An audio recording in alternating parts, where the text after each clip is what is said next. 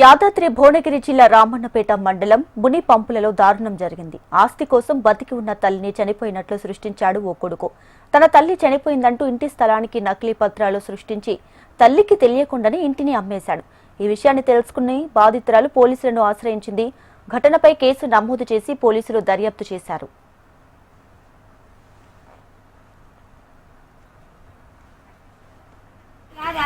నిన్ను కాదని నువ్వు చనిపోయినావని చేసాడు. నువ్వు బతికే ఉన్నావు ఇప్పుడు. ఓకే, మళ్ళీ ఎవరికన్నా ఇచ్చినావా ఫిర్యాదు? ఎస్ఐకి ఇచ్చినావు.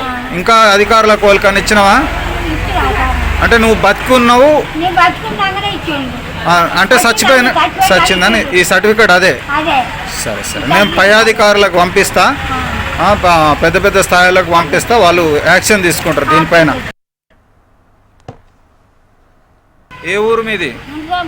నీ సమస్య ఏంది? నీ కొడుకు వేరే వాళ్ళ కమెంట్, నీ ఫ్లాట్ ఎవరికి పట్ట చేసిండు? సంజీవ వేరే వాళ్ళకి పట్ట చేసిండు. నిన్ను కాదని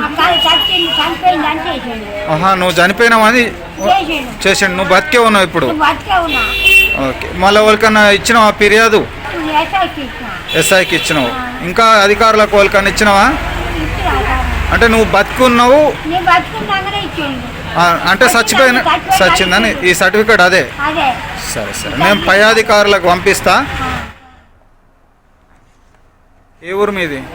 మాది గుండ్రాంపల్లి. మా అమ్మగారు ఉని పంపుల. ఓకే, మీ సమస్య ఏంది? మా అమ్మని బాధ పెడుతుండు. ఎవరు బాధ పెడుతురు? ఇల్లుకు ఏ రోజులకు సంజయానికి చేసిండు. ఎవరు చేసిరు? మా తమ్ముడు అందరు కలిసి చేసిండ్రు. మా అమ్మని చచ్చిపోయిండు, మా చెల్లె చచ్చిపోయింది అని చేసిండ్రు.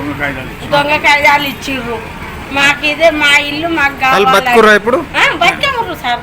ఓకే, మరి ఏం కోరుతున్నావు? మాకు ఇల్లు కావాలి, మా అమ్మకు కావాలి. మాకు కూడా సమస్య లేదు. మా అమ్మకి ఇల్లు కావాలి. చచ్చిపోయినట్టుగా సర్టిఫికేట్ తెచ్చారు, వాళ్ళ పైన చర్యలు తీసుకోవాలి.